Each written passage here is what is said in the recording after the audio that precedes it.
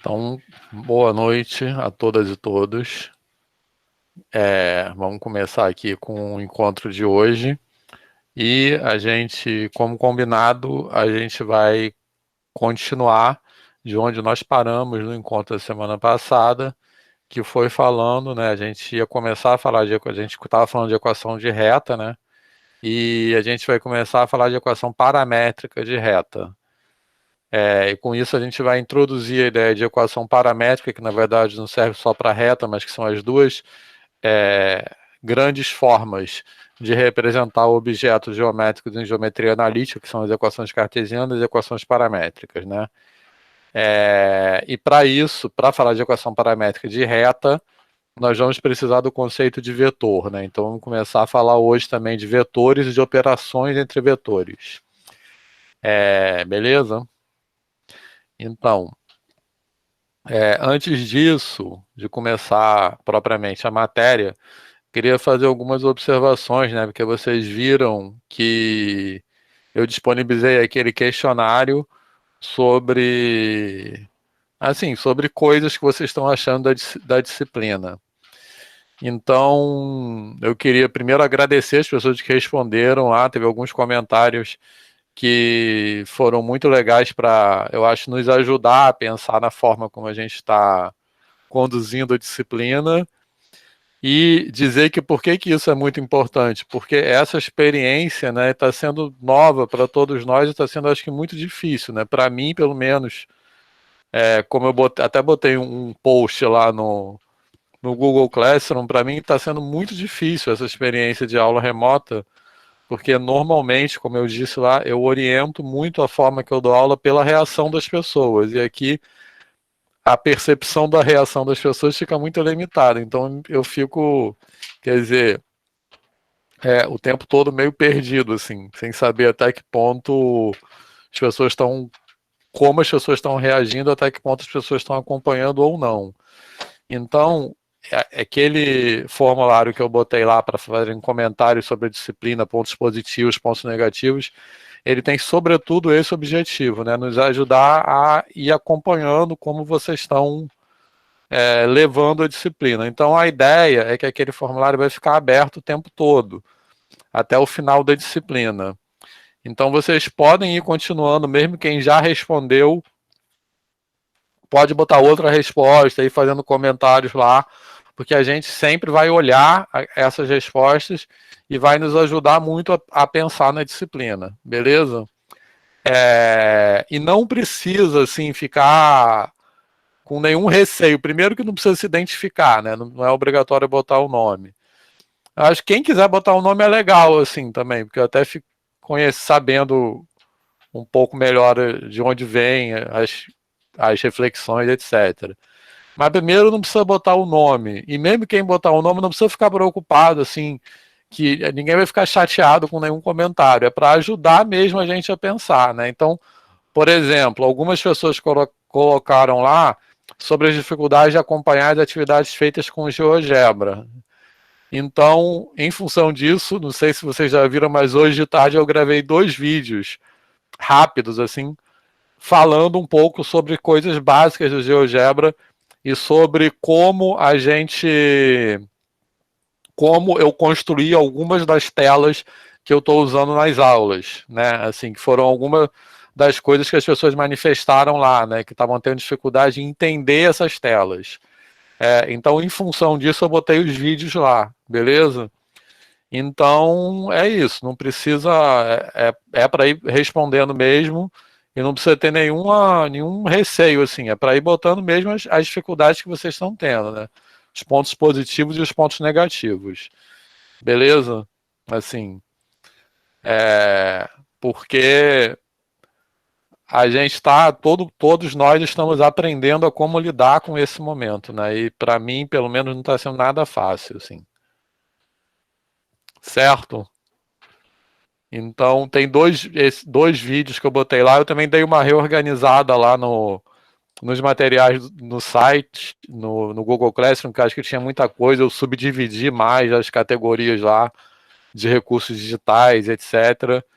É, achando assim, uma organização que facilitasse mais as pessoas encontrarem as coisas. Beleza? Mas então eu botei 2 vídeos lá no tópico, no item. Deixa eu ver aqui. Recursos digitais. Eu botei que tem uma pasta com algumas atividades de GeoGebra que a gente vai usar ao longo das aulas. E eu botei também esses 2 vídeos bem rápidos que eu gravei hoje à tarde, explicando um pouco sobre a construção dessas telas de GeoGebra. Beleza? Depois vocês podem dar uma olhada lá e podem dizer o que vocês acharam. Ficaram meio toscos os vídeos, porque para mim é bem difícil falar sozinho, assim. Então, gravar vídeo assíncrono, assim, sem estar falando com ninguém, para mim é bem estranho. Então, acho que os vídeos ficaram meio toscos mesmo, mas espero que ajudem. E é claro que a gente, quer dizer, isso que eu tô falando, para mim é muito difícil, assim, esse momento. Eu tenho muita dificuldade nesse negócio de dar aula sem estar falando com alguém, assim, presencialmente. Então, depois você dá uma olhada no vídeo lá. E é claro que a gente sempre pode reservar um momento na aula síncrona, para falar sobre o GeoGebra. Beleza? Para falar sobre a construção das telas e tirar dúvidas sobre isso. Mas eu botei lá para aproveitar para ver se ajudava. Tranquilo? Então, tá claro isso aí? Algum comentário sobre isso? Entenderam a ideia? Então, a ideia desse questionário é ficar permanentemente lá e vocês vão respondendo ao longo da disciplina. Alguém quer falar alguma coisa sobre isso?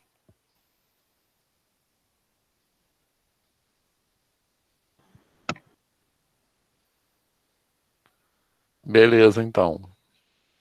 É isso aí.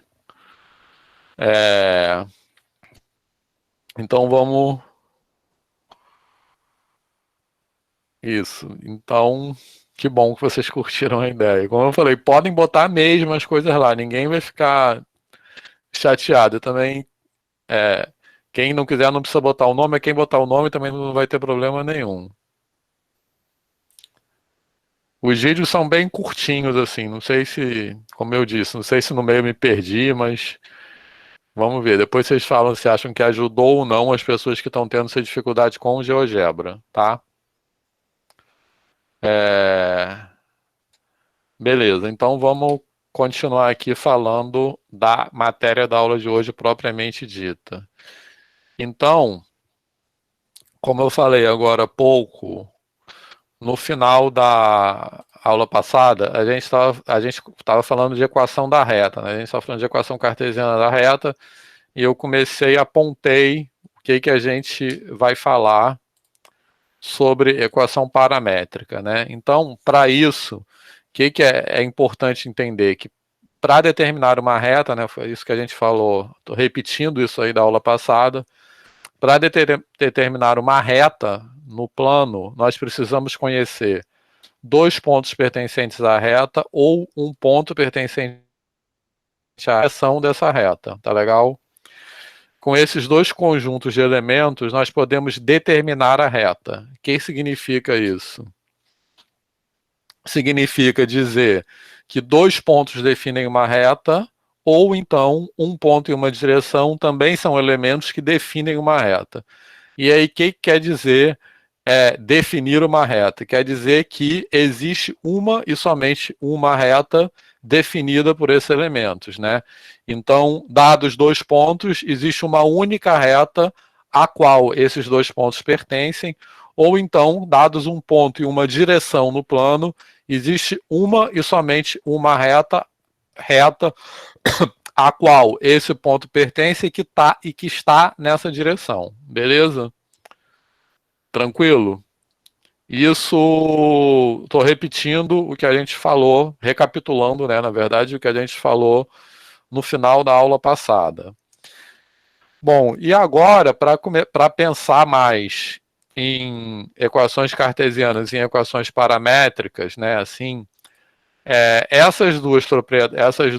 esses dois conjuntos de elementos, eles são equivalentes, obviamente, né, porque, como nós exemplificamos um pouco na aula passada, se você tem dois pontos, você consegue uma direção, tá legal? Porque esses dois pontos indicam uma direção, né?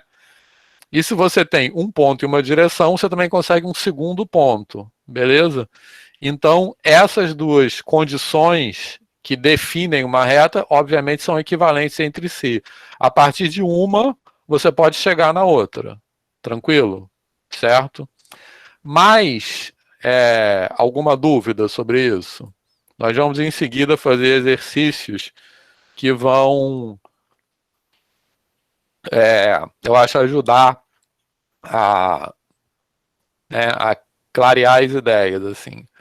Mas para fazer esse exercício, para efetivamente chegar nas equações cartesianas e paramétricas da reta, nós vamos nos fixar mais nessa segunda condição, né? Um ponto e uma direção, né? Porque, como elas são equivalentes, o conhecimento de um ponto e uma direção é o que nos permite, de forma mais imediata, obter as equações que representam essa reta, tá? Tanto as equações cartesianas quanto as equações paramétricas, tá? Então, para obter, como eu já falei aqui várias vezes, nós devemos evitar a todo custo ficar tentando decorar procedimento, certo? Então, a ideia, o conceito que é importante entender, que vai nos permitir entender como se obtém equações cartesianas e paramétricas de uma reta é esse aí, né? Um ponto e uma direção definem uma reta. Então, então, dependendo das condições de cada problema, né, dos enunciados de cada exercício, vão ter elementos que vão nos permitir determinar um ponto e uma direção, beleza?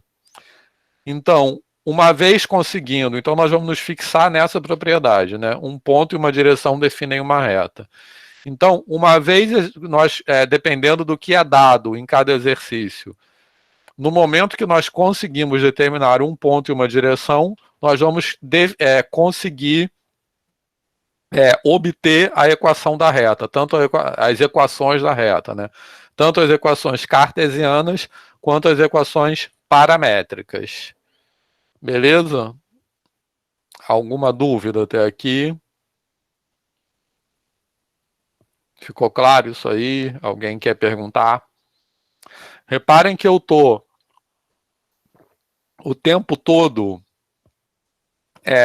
tentando dar destaque às ideias gerais dos conteúdos que nós estamos discutindo, de forma a evitar aquela decoreba de procedimentos em cada caso, né? Ou seja, eu estou tentando dar destaque, que é o caso dessa frase que está escrita aí na tela de vocês, às ideias gerais que vão nos permitir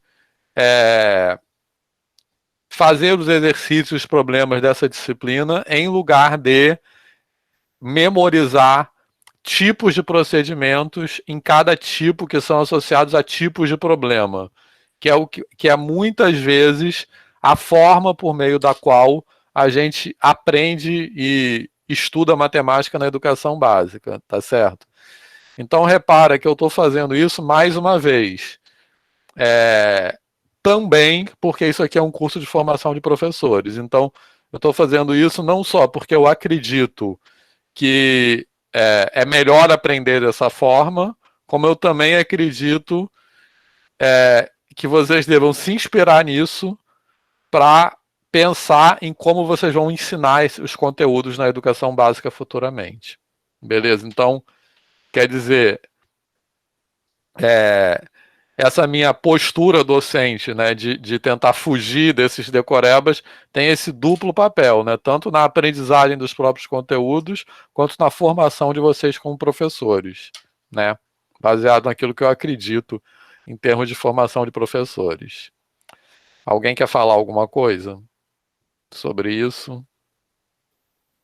Beleza? Concordam que muitas vezes na educação básica a gente aprende equação da reta, então, em vez de entender a ideia, é decorar um passo a passo. Então, eu estou querendo quebrar, decorar o passo a passo e focar no entendimento das ideias gerais, certo? Beleza? Assim como a definição também, né, professor, que é interessante passar para o aluno da educação básica como se eles estivessem construindo essa definição juntos, né? Que é o que eu chamo de problematização, né? Não chegar logo da definição, né? Repara que isso que a Jéssica falou é uma coisa que eu também procuro sempre fazer, né? Em vez de chegar e dar a definição de cara, né? Parece que a definição caiu do céu, é problematizar de onde vem aquela definição, né? Isso é outra coisa que eu também, pelo mesmo motivo, que tem uma dimensão da aprendizagem, tem uma dimensão da formação de vocês como professores. Beleza? Isso que a Mariana está comentando, né? Eu acho que é importante essa conexão com a escola nesse sentido, né? Da própria forma como os conteúdos são colocados, né? E aprendidos, né? Certo? Alguém quer falar mais alguma coisa? Então vamos continuar aqui. Beleza? Então, voltando para essa frase que vocês estão visualizando aí na tela, né? Que essa frase é a ideia geral que é importante ser entendida e que vai nos ajudar a fazer os exercícios de achar equações paramétricas e cartesianas da reta, beleza? Então, como também nós falamos na aula passada, no caso das equações cartesianas, a gente vai identificar esses elementos aí, um ponto e a direção, né? Opa. Então, no caso da equação cartesiana, que tem essa cara, né? Quer dizer, o único caso no qual a equação foge dessa cara é quando é uma reta vertical, né? Essa cara aqui, que a gente também já observou isso semana passada.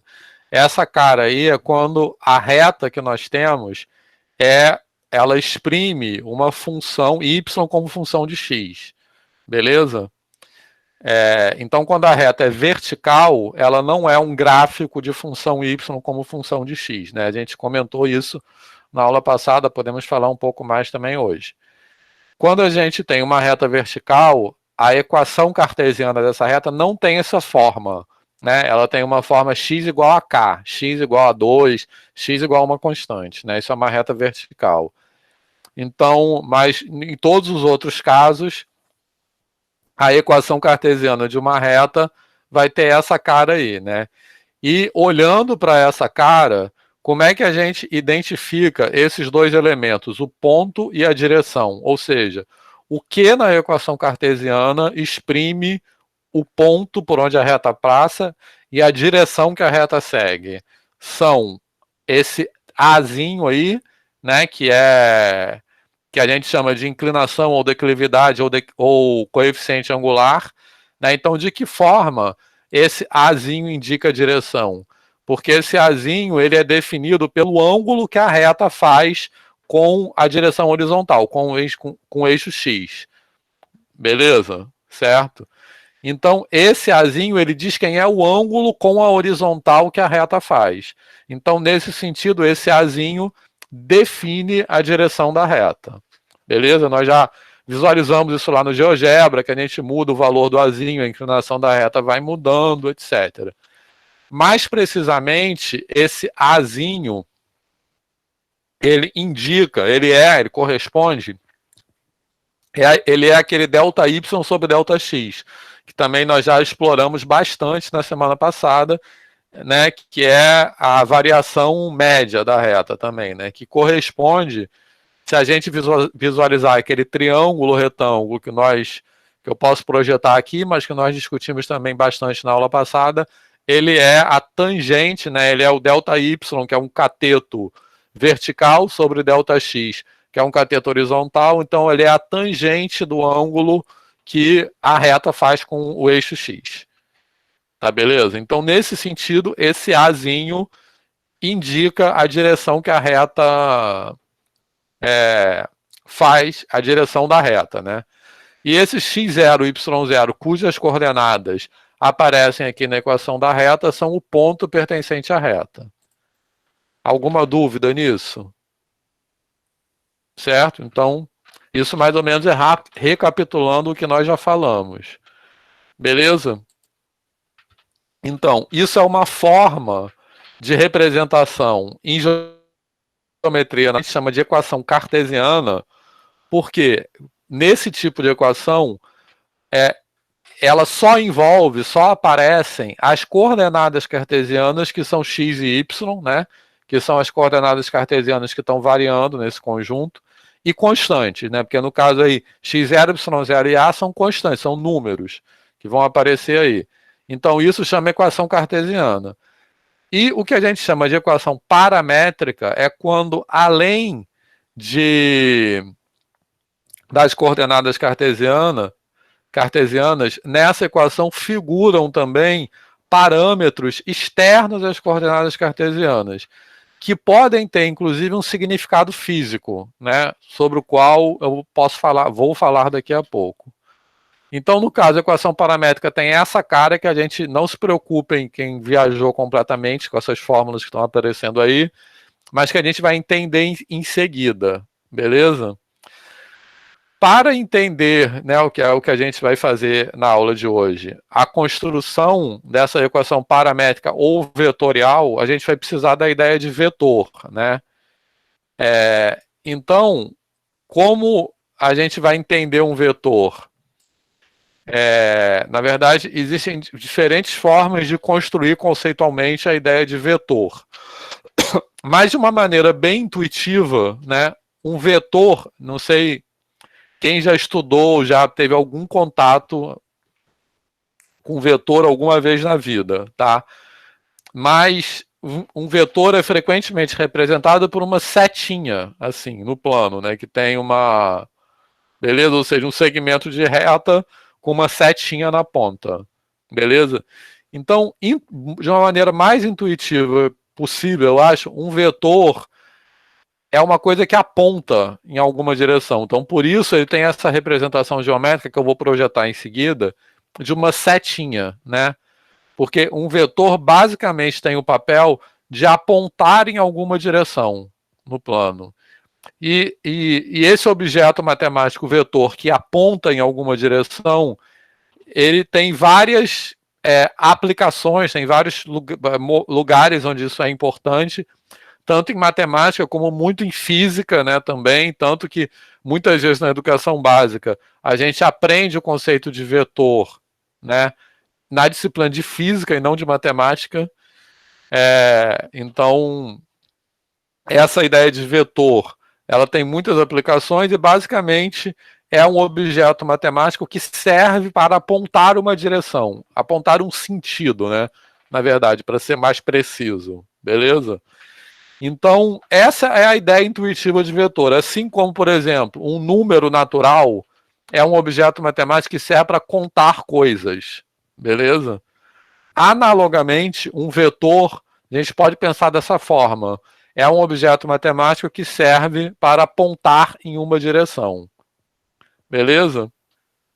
Então, uma vez que o vetor serve para apontar em alguma direção, a gente vai usar essa propriedade dos vetores para construir uma nova forma de representar a reta, que é o que a gente chama de equação paramétrica ou vetorial. Então, nesse sentido, em vez de usar essa inclinação A, né, para indicar a direção que a reta segue, beleza? Como inclinação ou declividade, na equação paramétrica, o que a gente vai usar para indicar a direção que a reta segue é um vetor, né? Então, na equação vai aparecer um vetor que indica a direção que a reta está seguindo. E isso a gente chama de vetor-diretor, beleza? Esse nome vetor-diretor da reta, né? É o vetor que indica, como o nome está dizendo, é o vetor que indica a direção que a reta segue. Tá claro? Quer dizer, só destacando mais uma vez, essas fórmulas que estão aparecendo aqui de equações paramétricas, a gente, quem não entendeu nada é normal, tá? Porque eu não expliquei ainda. A gente vai voltar daqui a pouco para entender o que essas fórmulas querem dizer, certo? Mas para entender essas fórmulas, a gente precisa falar um pouco do conceito de vetor e também das operações entre vetores, que vão nos permitir construir esse tipo de representação. Certo?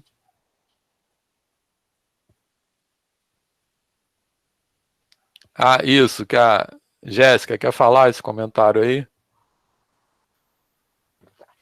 Então, eu dei uma olhadinha lá no formulário da turma. Esse assunto de equações paramétricas, né, é o assunto que a galerinha menos viu, né, no ensino Na médio. educação básica, é. Aliás, Então, foi bem lembrado isso, porque além desse questionário, desse formulário que eu botei lá sobre o que vocês estão achando da disciplina, tem o outro formulário sobre o que vocês aprenderam na educação básica. Esses dois formulários nos ajudam a pensar na disciplina. Os dois vão ficar abertos lá. Então, como eu falei, vocês podem ir preenchendo. Beleza? Direto. ajuda Tranquilo? bastante, né, ter uma visão Isso. da necessidade deles. E podem ter certeza que sempre a gente vai estar olhando lá, certo? Então, foi bom lembrar que tem esse outro formulário também, os dois vão ficar abertos lá. Agora, então, antes de continuar a falar de equação paramétrica, a gente vai falar um pouco de vetores. Para isso, eu queria também perguntar a vocês, quem aqui já estudou vetores na educação básica? De alguma forma. Quem quer falar alguma coisa sobre isso? O pessoal está falando aqui, só em física. Eu acho que na maioria das vezes, na educação básica, em química também,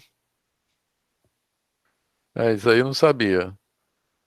É, enfim, na maioria dos casos na educação básica, ou não se dá vetor em momento nenhum, ou se dá vetor na disciplina de física. Certo? Matheus quer falar sobre isso? Então, Que na você deu em química, química, eu nunca vi isso. Fala aí como é foi um pouco. para definir se a molécula é polar ou apolar, aí precisava ver a negatividade. Eu me lembro vagamente, mas eu me lembro Entendi. que o sentido dos vetores se anulavam, aí se todos os vetores se anulavam, a molécula era polar, aí se resultasse num sentido, a molécula era polar. Era alguma coisa Aham. assim. Pô, entendi. Quer dizer, não sabia disso. Entendi, não vou falar que eu entendi. Porque química é a minha pior matéria, assim, na educação básica. Eu não sei absolutamente nada de química. É um mistério para mim. Enfim, mas não sabia dessa. Mas de qualquer forma, é. Ó, outras pessoas estão falando ali. Deixa eu projetar um negócio aqui. Mas de qualquer forma, então esse conceito de vetor, ele é um conceito que ele é muito importante na própria matemática, né? Porque a gente vai aplicar, a gente vai usar esse conceito aqui para falar de equação paramétrica da reta, mas ele é um conceito que é aplicado em muitos lugares, assim, vocês vão certamente ver isso em várias disciplinas em matemática. E além disso, ele. Gente, cadê? Ah, tá aqui. E além disso, ele também é muito importante em várias outras áreas do conhecimento, assim como física, muito, né, para representar forças e diversas grandezas físicas que são vetoriais, né, na verdade, velocidade, diversas grandezas físicas que são vetoriais. Gente, agora não está me deixando projetar, peraí. E, e em outras disciplinas também. Beleza? Agora, Espera aí que eu não estou conseguindo projetar, só um minuto. Pronto, acho que agora está indo. Agora, quem aí nunca estudou vetor na vida, não precisa se preocupar, tá? Que eu vou tentar ir bem do começo. Beleza? Vitor, agora assim, é interessante, eu estou aqui pensando, bom, já faz bastante tempo, né, que eu fiz graduação, eu não sei, eles e até os colegas que, né, que estão mais ou menos no mesmo período, eu, quando entrei na faculdade, que entrei no curso de matemática, eu confundia muito a ideia de vetor na matemática, porque eu tive só na física também, eu não tinha visto na matemática. Quando entrei na graduação, o conceito de vetor para mim era outra coisa, assim, eu não conseguia. Na época juntar uma coisa com a outra, né? Eu não sei se isso foi um fenômeno só comigo, mas eu lembro que foi muito difícil eu ter essa compreensão com a matemática, porque não conseguia. Isso é uma coisa que acontece muito, né? Porque não só com vetor, né? Mas às vezes a gente, dentro da própria matemática, a gente discute uma ideia em cálculo e outra ideia em álgebra linear que muitas vezes a gente não junta, né? Assim, então é importante juntar. Esse vetor sobre o qual a gente está falando aqui hoje é o mesmo vetor que vocês estudaram na física, na educação básica, né? Que na verdade o vetor é um conceito matemático e ele é aplicado em outras disciplinas, beleza? Então é esse mesmo vetor que quem estudou na física é isso aqui que a gente está vendo, beleza? Certo? Bom, então vocês estão visualizando a tela do GeoGebra, né? Aí. Então, eu fiz uma representação de um vetor aqui, e, como eu falei, esse vetor é representado por uma setinha, beleza? Basicamente, né? Porque ele tem o papel de apontar uma direção, né? Beleza? É interessante pensar dessa forma também, né? Que os objetos matemáticos servem para realizar certas ações, né? Então, assim como o número natural serve para contar, número real serve para medir, vetor serve para apontar uma direção, né? Então, como a ideia conceitual do vetor é apontar uma direção, tudo que importa nele é a direção e a intensidade dele, né? Que é expressa pelo tamanho. Então, dois vetores podem estar na mesma direção e ter tamanhos diferentes. Isso também é uma coisa que é importante em física, beleza? Porque, por exemplo, força é uma grandeza vetorial, velocidade é uma grandeza vetorial, aceleração, enfim. E a gente pode ter forças na mesma direção e uma ser mais intensa que a outra, né? E normalmente é assim que a gente aprende em física. Então, os vetores, eles podem estar, né? A gente pode ter vetores, essas setinhas, que vão estar na mesma direção, mas com tamanhos diferentes. Então, esse tamanho do vetor, que chama norma, o módulo, ele representa a intensidade daquilo que aquele vetor representa. Beleza? Então, como os vetores servem para apontar direções, a gente pode representar sempre os vetores partindo da origem, beleza? A gente poderia desenhar esse vetor, né? Repare que aqui nesse desenho que eu estou projetando na tela, eu estou representando esse vetor partindo da origem. A gente poderia representar esse vetor em outros lugares do plano, beleza? Mas seria o mesmo vetor, né? Como um vetor é composto por uma direção e um tamanho, né? É isso que define um vetor, não vai importar para a gente em que lugar do plano nós desenhamos esse vetor. Se eu desenhar esse vetor que está nessa direção com esse tamanho aqui ou em outro lugar, é o mesmo vetor. Beleza? Às vezes até a gente chama isso de equipolência, né? Essa ideia. Mas a ideia é que quando eu desenho um vetor, a ideia intuitiva é que quando eu desenho um vetor, não importa onde eu desenho, o que caracteriza aquele vetor é a direção que ele está e o tamanho dessa setinha.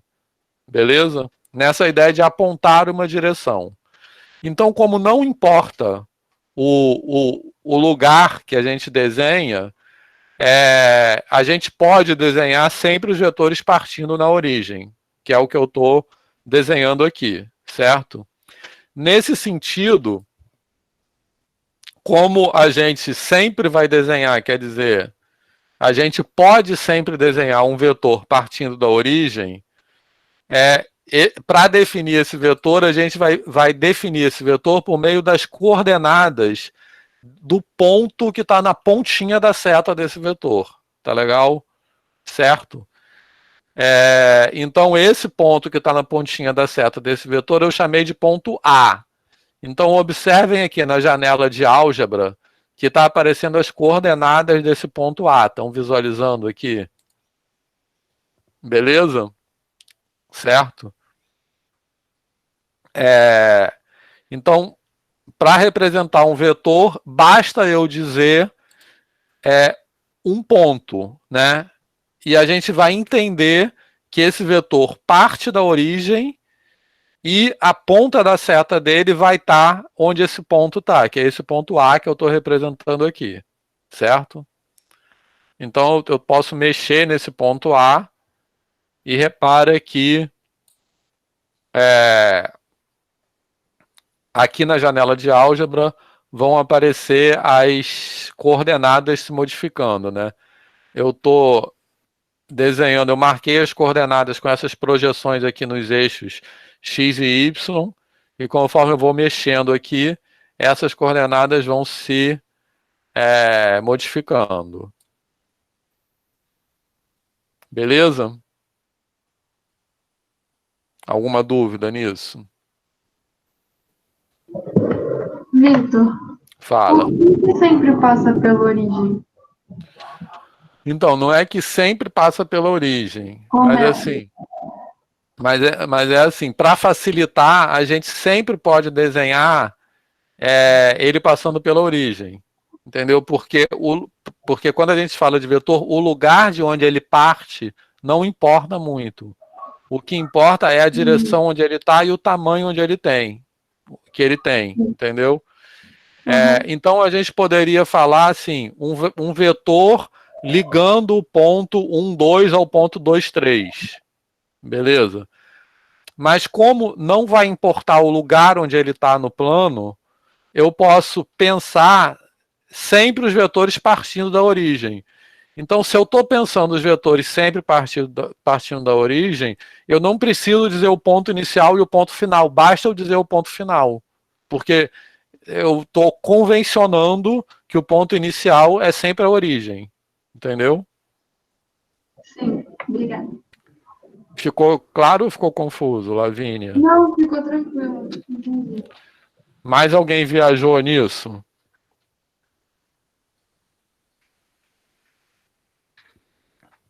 Tá clara essa ideia? Certo? Então, como eu...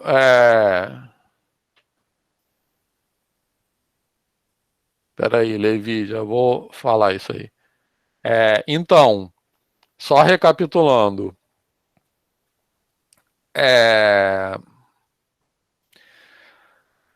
O que importa num vetor é a direção e o tamanho da setinha, certo? Beleza? Então, eu posso colocar o vetor ligando. Eu poderia falar de um vetor, ele vai ligar o ponto A ao ponto B. Beleza? Mas uma vez que eu não estou interessado onde ele começa e ele acaba, mas eu só estou interessado na direção, no tamanho, para simplificar a linguagem, em vez de falar que ele liga o ponto A e o ponto B, eu vou falar sempre assim, ele termina no ponto B. Então já está implícito, quando eu falo isso, que ele começa na origem. Beleza? Nada me impede de representar de outra forma, mas assim vai simplificar muito a nossa vida, como vocês vão ver. Tá? Então, entendendo dessa forma, Entendendo dessa forma, cada ponto no plano define um vetor, tá certo? Que é o que eu tô, quando estou mexendo esse ponto. Então a gente pode falar, por exemplo, no ponto 1, 2 e no vetor 1, 2. Então o ponto 1, 2, que no, deixa eu tentar botar aqui no 1, 2 só para... Pronto. Então o ponto 1, 2 é esse ponto que está aqui, beleza? O vetor 1, 2, eu posso até esconder o ponto e mostrar o vetor. É esse vetor que liga a origem ao ponto 1, 2. Beleza? Ficou claro isso? Certo? Então, o Levi está perguntando ali qual a diferença entre direção e sentido. O Luiz Paulo já respondeu que é isso, né? A direção é uma... Na verdade, eu estou usando esses termos aqui de uma maneira meio descuidada.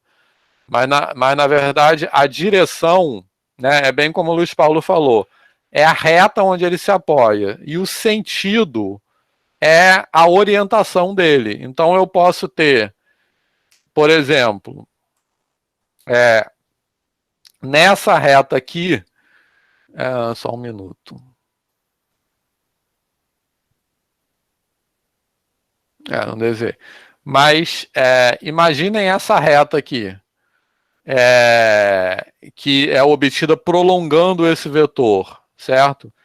Nessa reta aqui eu posso percorrer essa reta num sentido ou em outro, beleza? Por exemplo, o eixo X. Eu posso percorrer da esquerda para a direita ou da direita para a esquerda. Então, isso são os dois sentidos diferentes. Beleza? Então, essa é a diferença entre direção e sentido.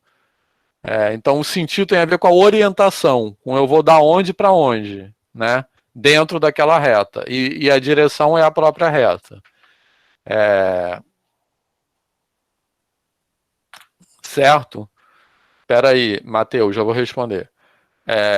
Então, ficou claro isso aí? Beleza? Agora, o Matheus está perguntando a definição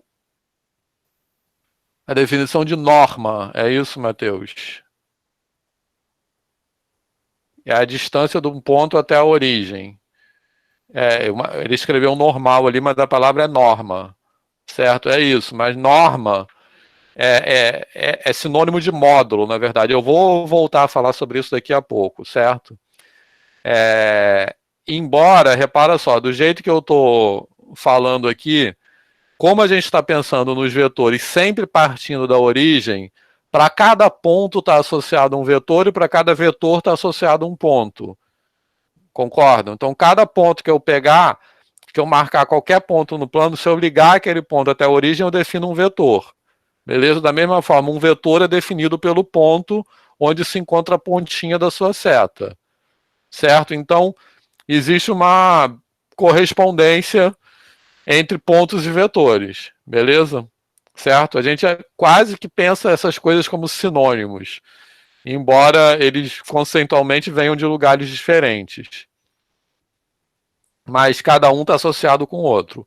A ideia de norma, em geral, a gente não fala norma de um ponto. Embora a gente, esses conceitos de ponto e vetor, eles acabam se confundindo. Mas, conceitualmente, são coisas diferentes, né? O ponto seria só o pontinho e o vetor é a setinha, basicamente. Então, norma, em geral, a gente não fala norma de um ponto, fala norma de um vetor. Beleza? Mas calma que eu vou repetir essa ideia de norma daqui a pouco. Então, como o Matheus falou, está correto. A definição de norma é a distância até a origem. Beleza? É a distância da ponta da seta até a origem. Ou seja, é o comprimento daquele vetor, é o comprimento da setinha. Isso é a definição de norma. Tá legal? Beleza? Certo? Então, norma é o tamanho desse vetor. Quer dizer, o tamanho do segmento. Beleza? Alguma dúvida? Então, Já que eu falei isso, eu estou falando que norma, né, um vetor é representado por um ponto. Então, quando eu falo ponto xy, eu estou me referindo a esse pontinho que tá aqui, beleza? Quando eu falo vetor xy, eu estou me referindo a essa setinha, que liga a origem até o ponto xy, que no caso aqui é 1, 2. Alguma dúvida? Certo? Então, já que eu respondi essa pergunta do Matheus sobre o conceito de norma, qual é a fórmula que dá a norma do vetor xy? Olhando para essa figura aqui, ó. Deixa eu até botar maior. Olhando para essa figura aqui, a norma, né, é o comprimento dessa setinha aqui que liga o ponto até a origem. Beleza? Esse ponto, vamos pensar nele como tendo coordenadas x e y. Se esse ponto aqui tem coordenadas x e y, qual é a fórmula que me dá a norma desse vetor? Quem sabe responder? Pitágoras. Tá certo? Beleza? Ela vem, um caso particular daquela fórmula de distância que a gente já falou aqui, certo? Beleza? Então, a norma desse vetor aqui, que é o comprimento dessa setinha que liga o ponto até a origem, se a gente olhar para esse desenho, a gente identifica um triângulo retângulo aqui, certo? Então, o comprimento disso aqui, essa aqui é a hipotenusa desse triângulo, é o quadrado desse cateto. Esse cateto vertical aqui é quem? É a coordenada x. Desculpe, coordenada y.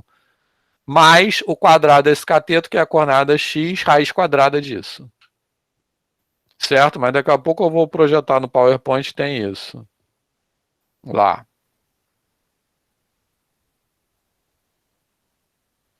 Então, alguma dúvida nisso?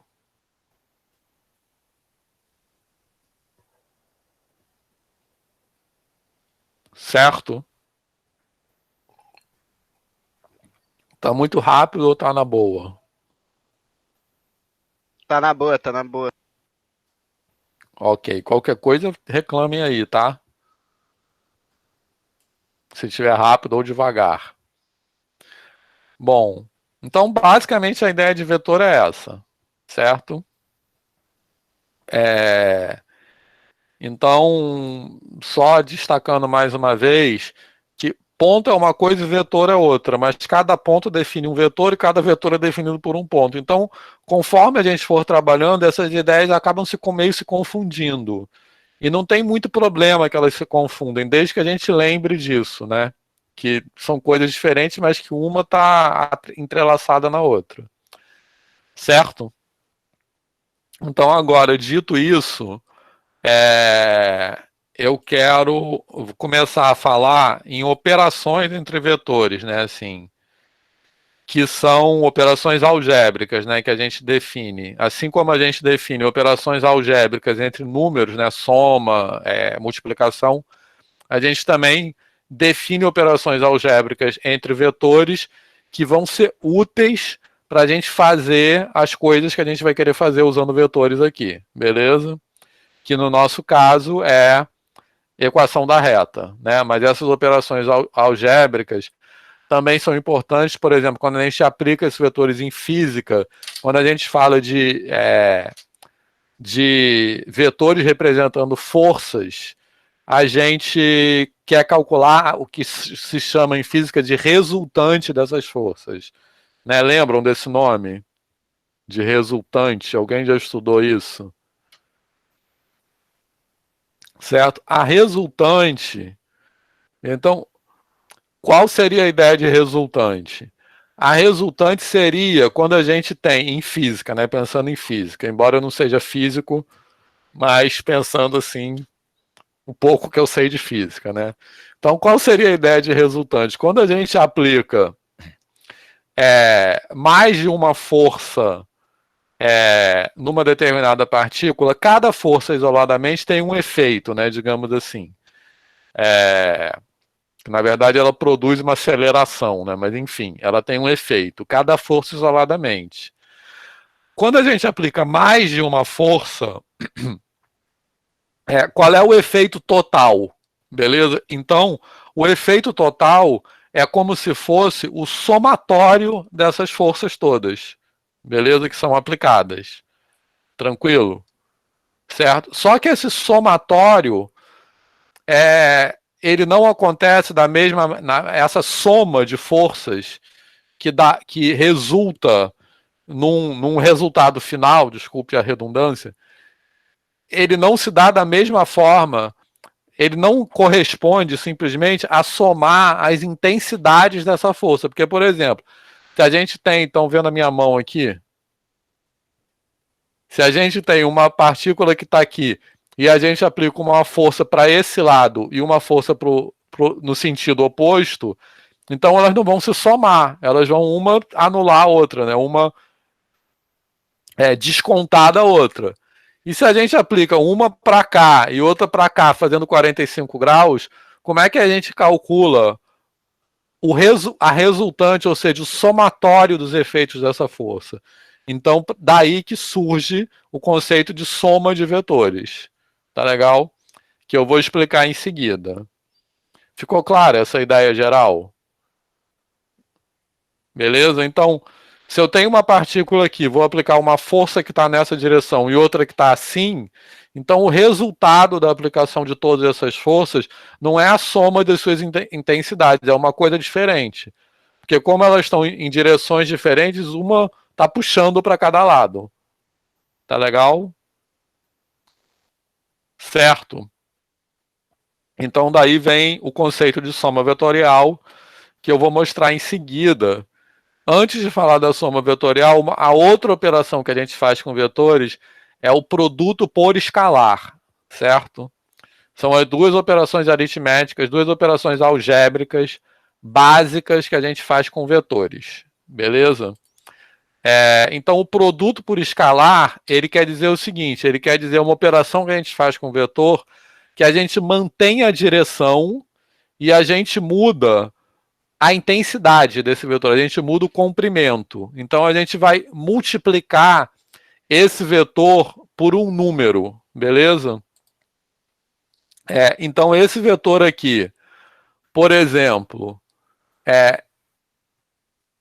multiplicar esse vetor por 2, por exemplo, corresponde a fazer o quê? A dobrar ele de tamanho, igual a gente faz com uma coisa qualquer. Quando a gente multiplica um número por 2, a gente não está dobrando de tamanho. Beleza? Aqui a ideia é a mesma coisa. Multiplicar esse vetor por 2 é dobrar o vetor de tamanho. Tá legal? Só que é dobrar de tamanho, dobrar só o tamanho. Sem mexer na direção que esse vetor tá. Beleza? E como a gente está multiplicando por 2, a gente também não mexe no sentido que esse vetor tá. Beleza? Aí vou falar sobre isso mais já. Tranquilo? Então a ideia de multiplicar por 2, multiplicar por 3 é a mesma ideia, é mudar de tamanho, é dobrar o tamanho, triplicar o tamanho, etc. Então vou... Isso aí que eu tinha escondido. Então esse vetor aqui que está em azul mais escuro é o resultado da multiplicação desse vetor normal aqui por 2. Então eu estou multiplicando... Esse vetor normal não, esse vetor menor aqui por 2.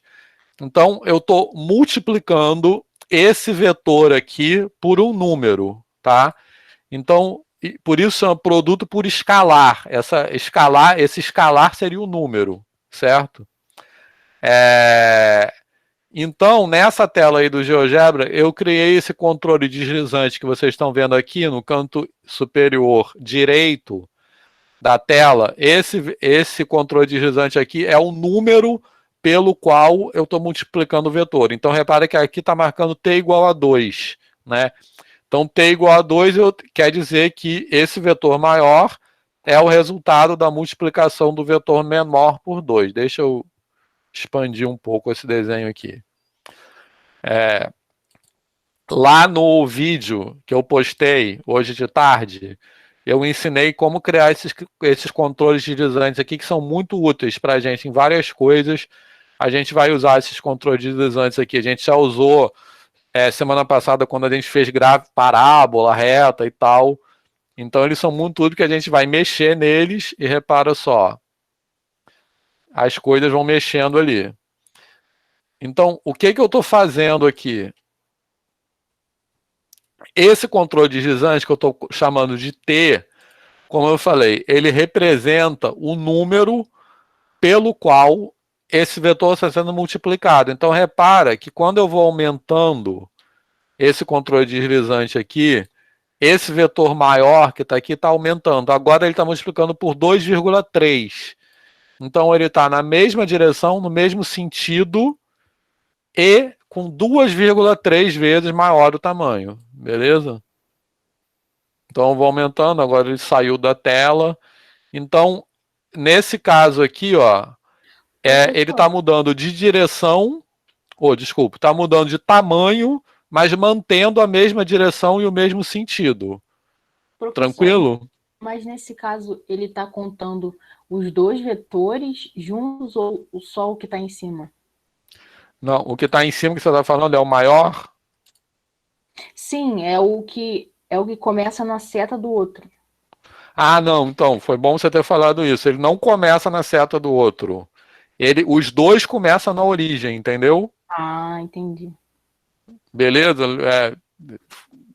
Foi ótimo você ter chamado a atenção para isso. Todo mundo ficou claro, porque o desenho pode estar confundindo mesmo. Isso que a Gabriela falou. Esse vetor aqui, vou até botar outra cor aqui, peraí.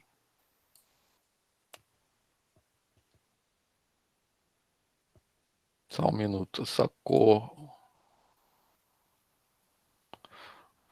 Agora o vermelho escondeu o azul, mas eu acho que assim fica mais fácil de ver, tá certo? Porque olha só, esse vetor vermelho que está aqui, ele é o resultado da multiplicação desse vetor azul, só que agora o azul ficou escondido porque o vermelho ficou em cima. Mas esse vetor vermelho, ele é o resultado da multiplicação do vetor azul por esse número T que está representado aqui no controle deslizante, beleza? Então o vetor vermelho, ele não começa na ponta da seta do vetor azul, ele começa na origem, tudo começa na origem. Professor, justamente se fosse pensar ao contrário, no caso o vetor seria 4,5 menos 2,5, né? Estou aproximando. Perdão, 4,42, né? Menos seria tipo um menos o outro. Isso. No caso, não pensando ele pertencendo integralmente, vai do 0 até o ponto a ponta da seta. 2x e 2y, né? Isso, exatamente. Então, olha só. Calma, deixa eu tentar botar 2 aqui. 2,1, tá bom. Então, repara que esse vetor vermelho, ele tá... Agora não consigo de jeito nenhum. Enfim, ele tá como 2,1. Então, tipo assim, olha para o vetor azul aqui menor. Agora tá dando para ver o azul, porque eu tirei dele. Olha para o vetor azul aqui menor. Esse vetor vermelho é o dobro do tamanho do azul. Então, o vetor azul, ele vai da origem até essa pontinha aqui da seta. E o vetor vermelho vai da origem até essa outra ponta da seta aqui. Então, o vetor vermelho é como a gente dobrasse o vetor azul de tamanho mesmo. Hein, Gabriela? Ficou claro isso? Ficou sim, professor. A Mariana está sugerindo ali botar o vermelho pontilhado, também pode ser, para visualizar melhor. Essas coisas que eu estou fazendo, mudar a cor, mudar o estilo das coisas, eu ensinei lá, vou botar esse aqui assim. Eu ensinei lá no vídeo. Então agora eu botei o vetor vermelho com uma outra marcação lá. Certo? Beleza? Então o vetor azul é isso aqui, o vetor vermelho é isso aqui tudo. Beleza? Então repare que quando eu estou mexendo nesse número T aqui, eu estou mudando o vetor vermelho de tamanho. Tranquilo? Então quanto maior ele vai ficar.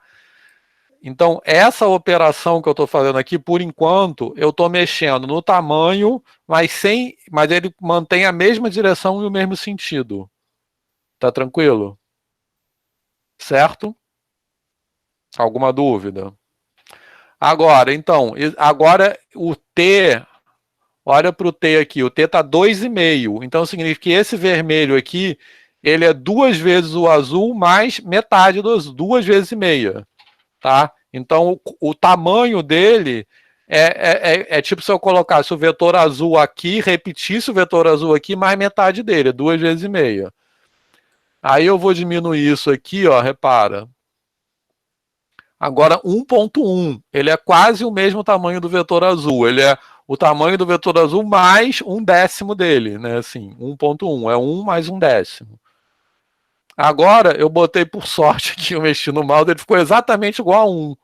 Então repare que eles coincidem. Agora o vetor vermelho tá igual ao vetor azul, beleza? Então quando eu multiplico o vetor por 1, beleza? O resultado é ele mesmo. Tranquilo? Certo? E se eu multiplicar por um número menor do que 1, o que vai acontecer? Quando eu multiplicar, eu fizer esse número aqui ficar menor do que 1, o que vai acontecer? O vetor vermelho vai ficar menor que o vetor azul. Olha só, agora eu estou multiplicando o vetor azul por 0,5. Tranquilo? Então, repara, o vetor vermelho, ele é sempre o resultado do vetor azul multiplicado por esse t. Então, multiplicar o vetor azul por 0,5, eu vou ter o quê? É multiplicar por meio, né? Ou seja, dividir por 2. Então, repara que o vetor vermelho é metade do vetor azul. Alguma dúvida?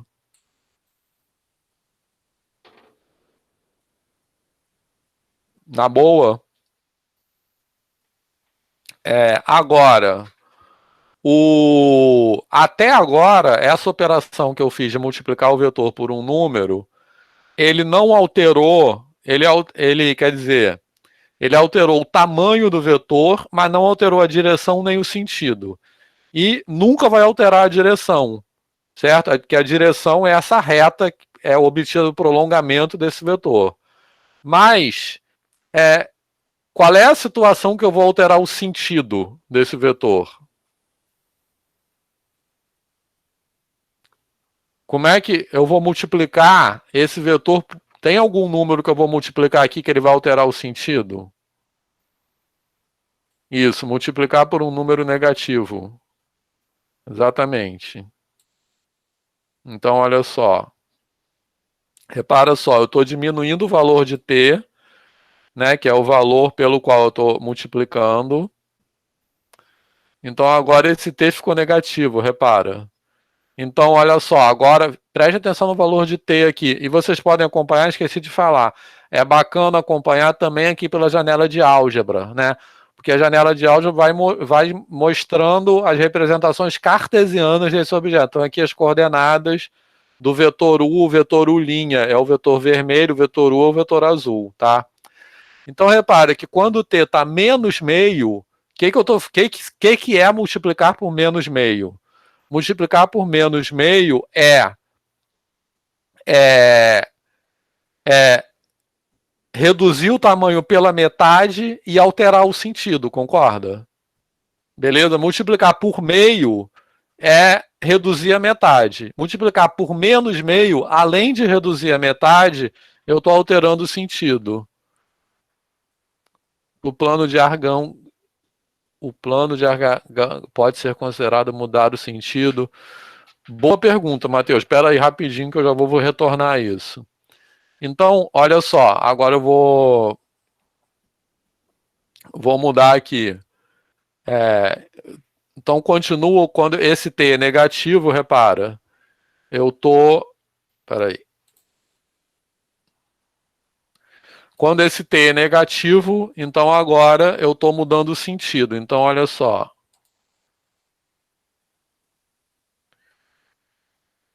Agora, olha só, t igual a -2. t igual a menos 2, o que é multiplicar por menos 2? É dobrar o tamanho e alterar o sentido. Beleza? Então, agora o vetor vermelho, ele tem o dobro do tamanho do vetor azul, certo? A mesma direção e o sentido oposto. Então, isso é o efeito de multiplicar por menos 2. Tá legal? Então, o que significa multiplicar por menos 2? É dobrar o tamanho e inverter a orientação, inverter o sentido. Né? E aí que eu posso, inclusive, brincar de mexer no vetor U. E repara que o vetor azul, o vetor vermelho sempre vai ter o sentido oposto e o dobro do tamanho dele. Né? Ó.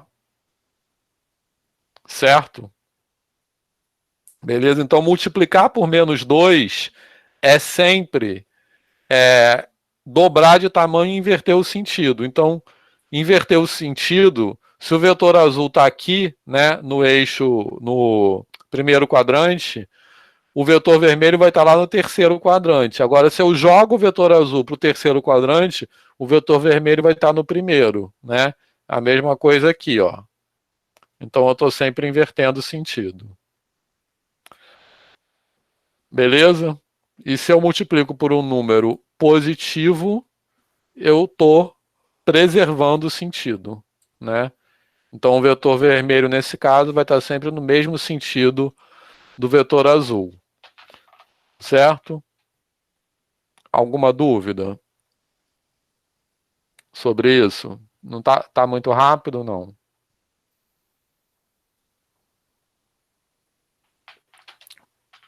Certo. Já vou responder a pergunta do Matheus, tá? Bom, é interessante observar, já que a gente está falando sobre isso, que eu falei agora, o que é multiplicar por 2? Multiplicar por 2 é dobrar de tamanho, essencialmente. O que é multiplicar por 2? Por menos 2? Multiplicar por menos 2 é dobrar de tamanho e alterar o sentido, e trocar o sentido, tá certo? Aliás, inverter o sentido. Isso que eu falei também vale para as operações com números negativos, não só com vetores. Então é interessante pensar nisso, aí falando agora na dimensão de formação de professores, para fugir aquelas maneiras horríveis que a gente aprende a chamada regra dos sinais na educação básica, que tem os negócios de decoreba que são pavorosos e acho que atrapalham muito a aprendizagem. Então, esse princípio da multiplicação por escalar que vale para vetores, a mesma coisa vale para números, né? Então, quando a gente está falando também de multiplicação com números, multiplicar por menos 2 também tem esse significado, certo?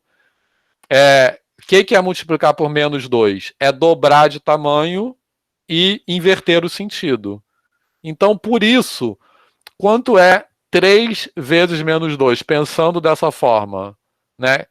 Ao aplicar a operação multiplicar por menos 2 no número 3, que efeito essa multiplicação tem no número 3?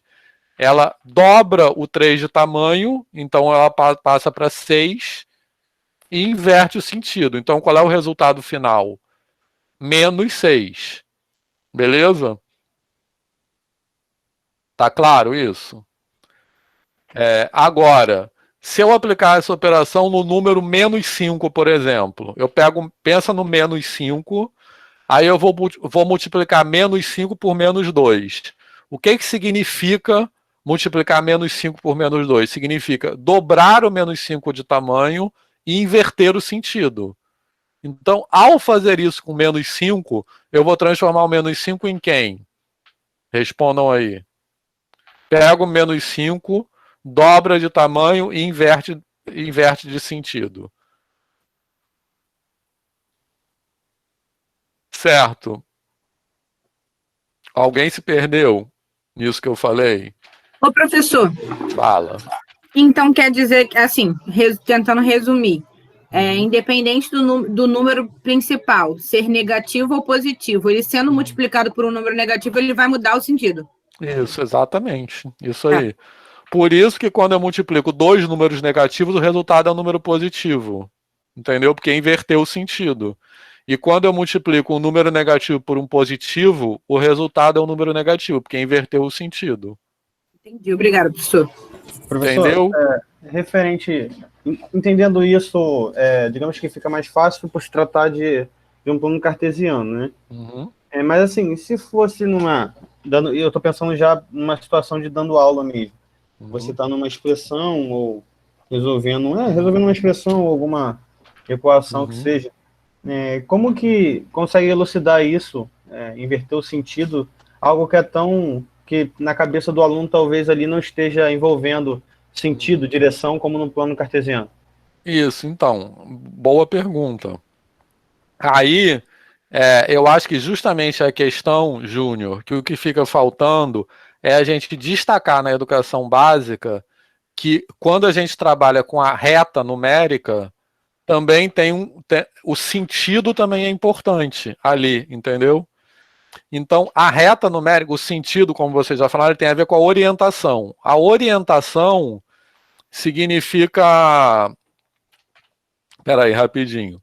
A orientação significa que aquilo tem uma direção que ela está sendo percorrida. Então, se a gente desenha uma reta com uma setinha na ponta, que é como a gente desenha aquela reta numérica na educação básica, significa que essa reta é orientada, ou seja, que ela tem um sentido de crescimento. Tá beleza? Certo? Então, na verdade, a operação de multiplicação com números negativos tem a ver com esse sentido de crescimento. Então, da mesma forma, essa ideia de orientação, ela aparece aqui no plano cartesiano, né? Por quê? Porque os eixos são orientados, né? Por isso a gente desenha nos eixos essa setinha, e por isso a gente desenha a setinha nos vetores, que os vetores também têm uma orientação, certo? E quando a gente desenha a reta numérica, lá na educação básica, a gente desenha a reta numérica também com uma setinha na ponta. Essa setinha na ponta indica a orientação da reta numérica. Então, na verdade, o que eu acho que falta, Júnior, é quando a gente trabalha a reta numérica, chamar atenção para isso. Entendeu? Porque aí, quando a gente vai falar de multiplicação com números negativos, se o aluno já tiver entendido essa ideia de orientação, certo? Eu acho que as coisas vão ser mais fáceis, a gente não vai precisar ficar falando esses decorebas. Entendeu? Então, por exemplo, essa ideia de orientação... Fala, não ouvi, fala de novo. No caso, pensando tanto a orientação ao negativo, né, por ser reta, né, a orientação ao negativo ao positivo do eixo X, e do eixo Y também do positivo ao negativo. Né?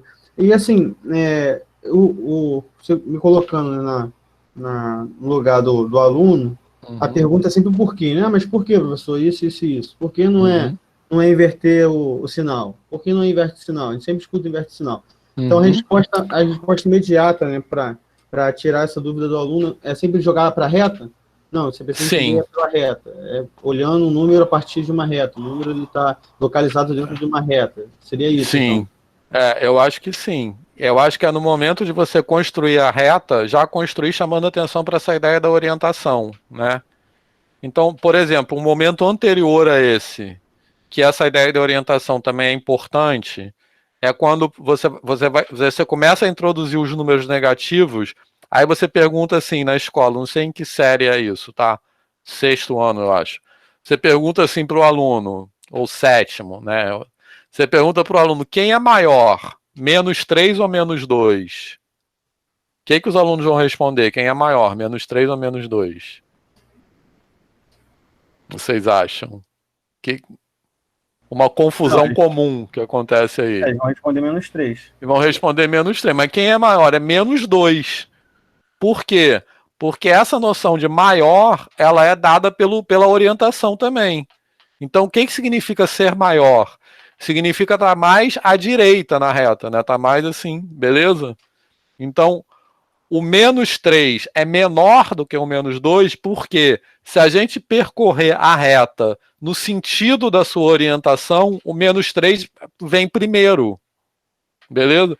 Mas muitas vezes essa ideia não é bem construída. Então, essa ideia de orientação é importante que fique bem construída, porque aí, quando a gente começar a falar da multiplicação, isso também já vai ter uma base maior. Entendeu, Júnior? Entendido, professor.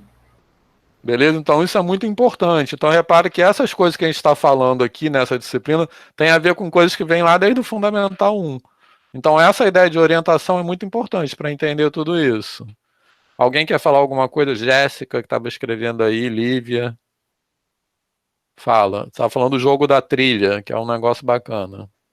A trilha é uma ótima opção para ensinar essa questão da orientação, dos números negativos e positivos. Você faz cartões, né? Aí você coloca, anda 3 casas, anda menos 3 casas, né? E aí eles vão marcando os lugares, é muito bacana. Né? Todo mundo sabe o que é esse jogo da trilha, né? Que são aqueles jogos que chama trilha, né, em geral, que tem aquelas, tipo um caminho, né, que você joga dado e vai percorrendo. Então, tem muitos jogos que a gente faz a regra, se jogar, se tirar um cartão vermelho, anda para trás, tirar um cartão azul, anda para frente. Então, eu fiz uma de 6º ano, Vitor. Eles desenharam a trilha no chão da quadra da escola. Aí tinha um dado, né? Um dadão assim, eles jogavam, achava aquilo uma maior festa. Depois, legal. Então, isso é muito importante ser construído já desde a educação básica. Desde lá do 6º ano. Beleza?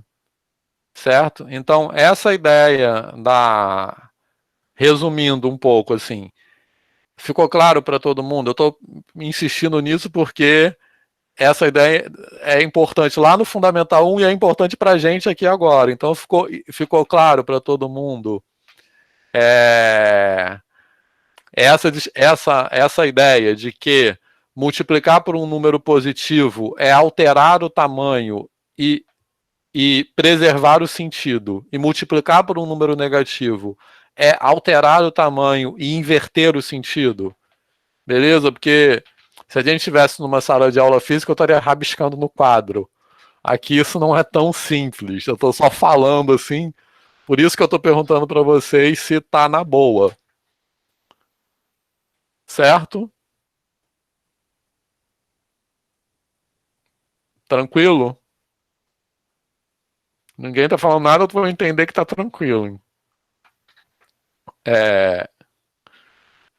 Beleza. Agora, eu queria, antes da gente ir para o intervalo, né? Vamos fazer um intervalinho agora. Eu queria só que o Matheus repetisse a pergunta dele sobre o plano Argan-Gauss. Se possível, oralmente. Cadê? Matheus, está aí? Eu tô aqui. Diz. Então, é porque o plano de Argan-Gauss é fora do plano cartesiano, né?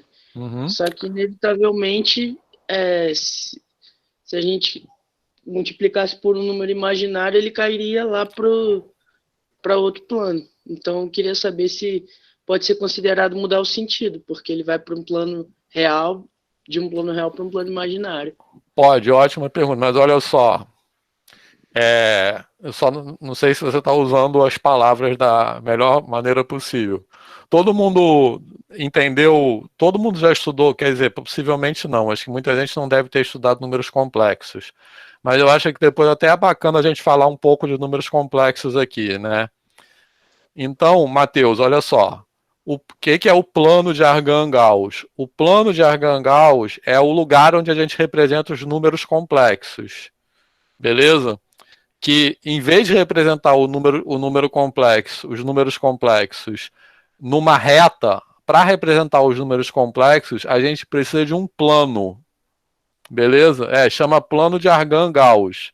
Mas é o plano complexo, né? Porque foram os matemáticos que às vezes esses nomes também não são muito certos, não, tá? Tipo, fórmula de Bhaskara não é do Bhaskara, né? Como eu falei. Mas, enfim, esse plano ficou conhecido como o plano de Argan-Gauss, né? Porque, na verdade, foi o Argan que deu uma interpretação geométrica para operações com números complexos e o Gauss formalizou isso no plano. Enfim, mas não importa.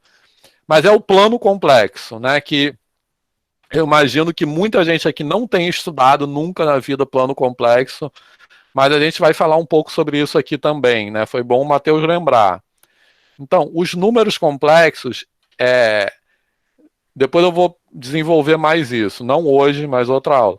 Os números complexos, eles são representados não por uma reta, mas por um plano, né? Assim como o plano cartesiano, né? O plano complexo é parecido com o plano cartesiano, porque ele tem dois eixos, só que o eixo horizontal é o eixo onde você coloca os números reais e o eixo vertical é o eixo onde você coloca os números imaginários, né? Que são I, 2I, 3I e assim por diante. Plano de Argand, enfim, plano de Argand-Gauss. Mas não importa esses nomes não, que esses nomes são meio idiotas às vezes. É o plano complexo. Então, no plano complexo, no eixo horizontal, você coloca os números reais, né? Porque os números reais estão contidos nos complexos. Então, 2, 3, 4, os números reais estão no eixo horizontal. E no eixo vertical, a gente coloca aqueles números que são chamados de imaginários puros, né? Que são I, 2I, 3I, 4I. E no resto do plano, os números complexos são compostos de uma parte real e uma parte imaginária, né? Que é o 3 mais 5i, né? Esse número está no lugar do ponto 3,5 no plano, certo? Mas o que acontece? A pergunta do Matheus. A multiplicação por números complexos, ela está associada... Não, eu estou falando super rápido, provavelmente muita gente não está entendendo nada, mas não se preocupem que eu vou voltar a isso depois, tá? É só motivado pela pergunta do Matheus, eu só vou dar uma pista, depois a gente vai voltar a falar sobre números complexos, beleza? Então, se eu entendi bem a pergunta do Matheus, ele está falando o seguinte, a multiplicação, quando a gente multiplica por I, por exemplo, geometricamente, a multiplicação por I é interpretada como uma rotação de 90 graus, certo? Então, na verdade, a multiplicação de números negativos é um caso particular da multiplicação de números complexos, né? Porque quando a multiplicação de números complexos, ela é um esticamento e uma rotação, uma mudança de ângulo. No caso dos números negativos, o ângulo é 180 graus. Então, por isso que eu inverter o sentido é a mesma coisa que rodar de 180 graus, passar de um sentido para o outro. Beleza? Então, multiplicar por menos 1 é rodar de 180 graus. Multiplicar por I é rodar de 90 graus. Então, não sei se eu entendi bem a pergunta do Matheus, mas eu acho que é isso, né? Então, isso que a gente está falando tem a ver com a multiplicação de números complexos. Matheus, era isso que você está perguntando? Não. Certo? Então, eu queria saber o que acontecia aí se a gente multiplicasse aí no plano real por um imaginário, no GeoGebra. Então, depois a gente vai fazer isso. Vamos fazer, mas é isso. Se você multiplicar por um imaginário, ele vai rodar de 90 graus. Uhum. Beleza? Certo. Mas vamos voltar a isso. Essa pergunta é muito boa, isso é bem importante. Eu falei bem rápido, como eu disse, não se preocupem. Eu falei bem rápido isso aqui, mas depois a gente vai fazer... Eu não sei se o GeoGebra tem um comando pronto para multiplicação de complexo, mas se não tiver, depois eu faço aqui uma tela sobre isso. Mas, Matheus, significa isso. Multiplicar por I, ele vai rodar o vetor de 90 graus. Beleza? Certo? Depois a gente vai fazer isso aqui, né? Aqui nesse plano. Tranquilo? Então, vamos fazer um intervalo agora de 10 minutos. E na volta a gente vai falar de soma de vetores e de equação paramétrica. Então, são 8 horas, 8h10, a gente volta. Valeu!